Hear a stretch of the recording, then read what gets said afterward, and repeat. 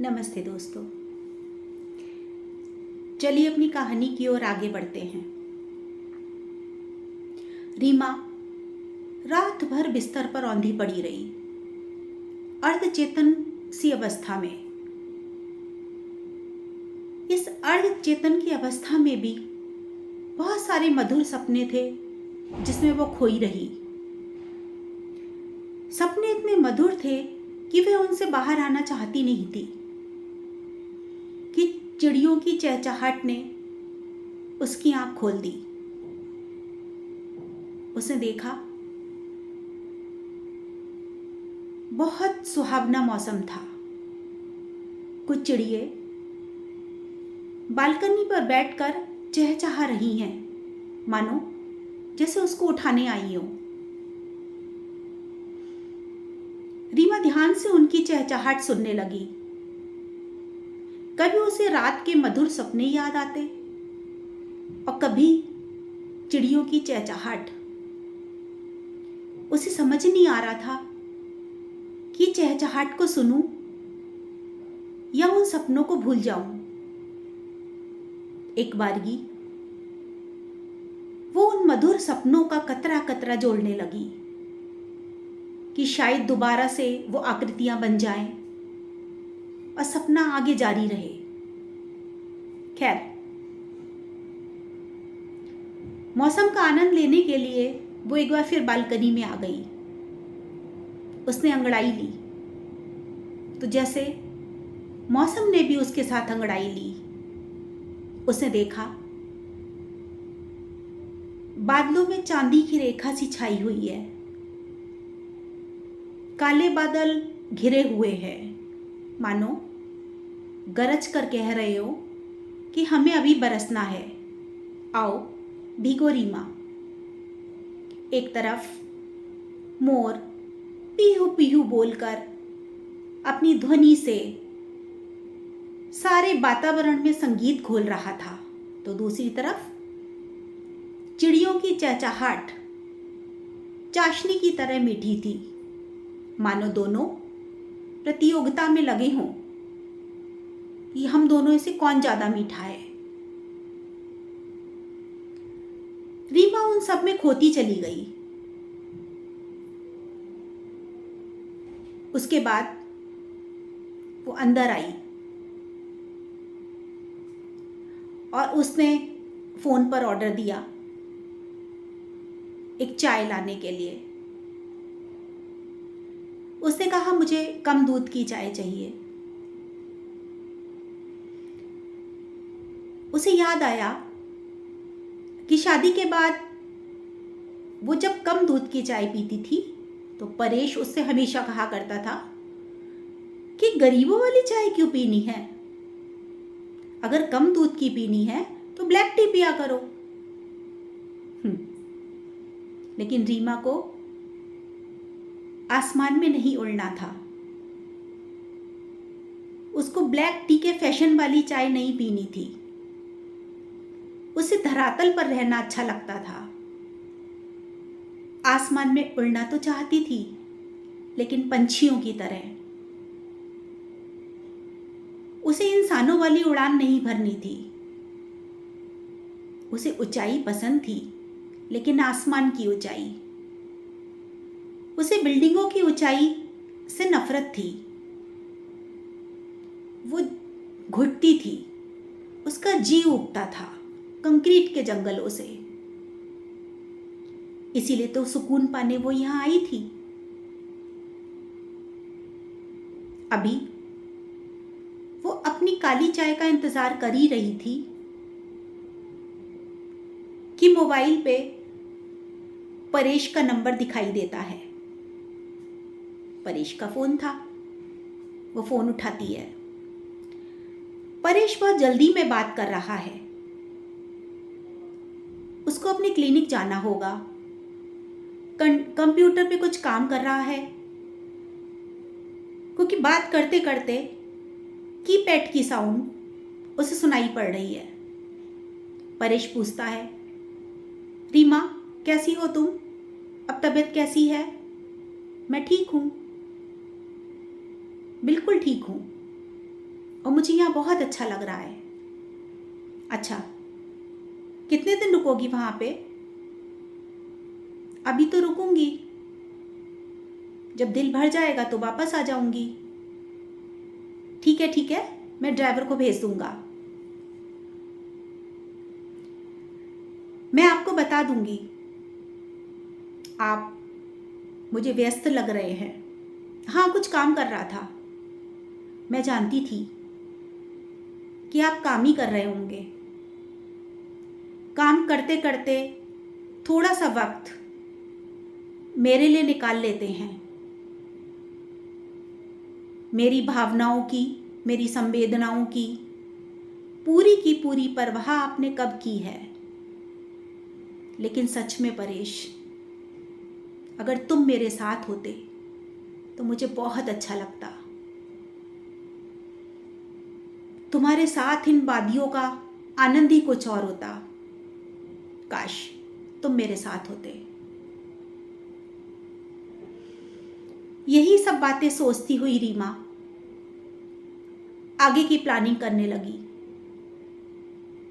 कि आज तो मुझे झील पे जाना है। और गणेश दादा की बताई हुई सारी बातें उसके जहन में घूमने लगी, एक मधुर मधुर सपने की तरह। इस ऐसी आकृतियां उसने उन सपनों की बना ली थी जिसमें उसे रंग भरना बाकी था।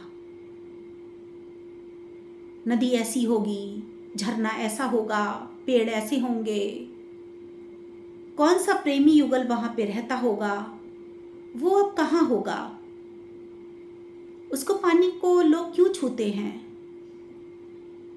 उसके पानी के छूने का एहसास कैसा होगा। इन्हीं सारी बातों से रोमांचित होती हुई रीमा बैठी हुई थी।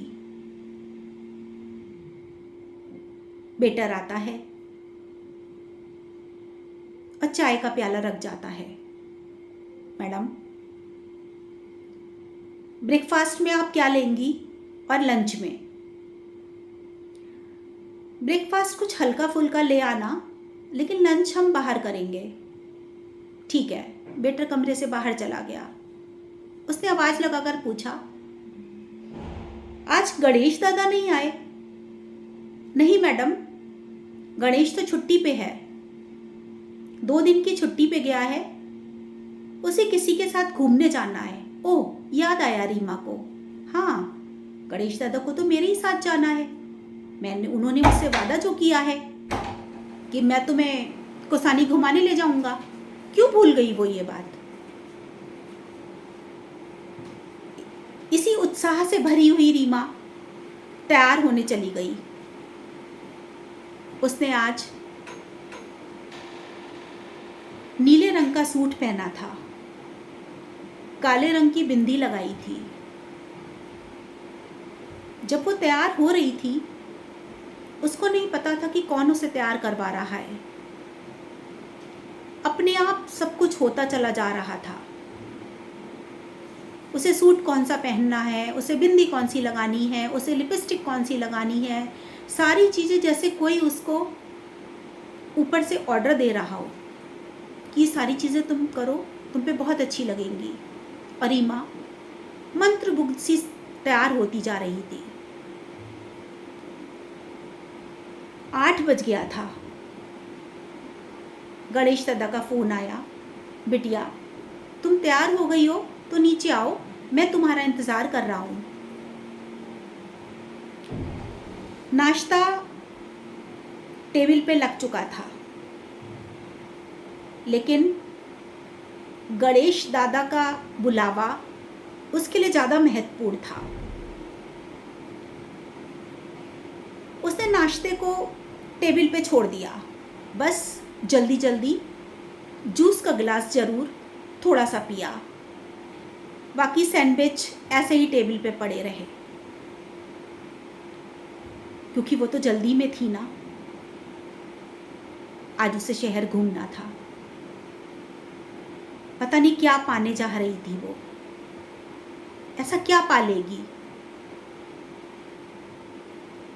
एक पल के लिए उसको लगा कि आज परेश की बाहें होती, कितना सुकून होता। परेश के हाथ में हाथ डालकर वो उस झील के किनारे बैठती, कितने सुकून के पल होते। लेकिन परेश, तुम तो डॉक्टर हो ना, तुम्हारे पास तुम्हारे मरीज हैं, तुम्हारे पास अपनी एक दुनिया है, मेरी दुनिया से बहुत अलग। सोचते सोचते रीमा सीढ़ियां उतर गई। नीचे गणेश दादा इंतजार कर ही रहे थे कि उन्होंने एक हाथ रिक्शा मंगा ली। अच्छा दादा, हम हाथ रिक्शे से चलेंगे? हाँ बिटिया, जहाँ तक रिक्शा जाएगा हाथ रिक्शे से चलेंगे, बाकी पैदल चलेंगे। ठीक है दादा। दोनों रिक्शे में बैठ गए। वही हुआ, कुछ दूर रिक्शा जा पाया, बाकी जगह और गलियां, पगडंडियां इतनी संकरी थी कि वहां पे उन्हें रिक्शा छोड़ना पड़ा। पगडंडियों से आगे बढ़ते बढ़ते रीमा झूम झूम कर चारों तरफ देख रही थी। कभी वो पेड़ों को छूती, कभी वो घास को देखती, कभी पंछियों को देखती, कभी पगडंडियों को देखती, कभी उसकी माटी को हाथ में लेकर चूम लेती। गणेश दादा रीमा का इस तरीके का व्यवहार देखकर बहुत अचंभित थे। रीमा बेटिया और लड़कियों की तरह नहीं है, बहुत अलग हैं। अलग के साथ खास भी। उन्होंने आज तक अपने जीवन में इतनी भावुक लड़की कभी नहीं देखी थी। उन्हें नहीं पता था कि रीमा ये सब क्या कर रही है। आगे बढ़ते बढ़ते एक बड़ा सा पत्थर था। गणेश दादा ने कहा, बिटिया अगर थक गई हो तो कुछ देर इस पत्थर पे बैठ जाओ। रीमा ने देखा उस पत्थर को, कुछ खास है उस पत्थर में। उसने उसे छूकर देखा और कांपने लगी। दादा ने कहा, क्या हुआ बेटिया, तुम्हारी तबीयत तो ठीक है? रीमा के मुंह से शब्द नहीं निकल रहे थे, बस वो लगातार पत्थर को सहला रही थी। एकदम से चीख पड़ी, बैजू तुम यहीं बैठ के बांसुरी बजाया करते थे ना? बैजू तुम इसी पत्थर पे बैठते थे, मैं भी इसी पत्थर पे तुम्हारे साथ बैठती थी। बैजू तुम कहाँ हो? बैजू तुम कहाँ हो? कहकर रीमा चीख पड़ी और गणेश दादा हतप्रत से खड़े रीमा को देखते रह गए।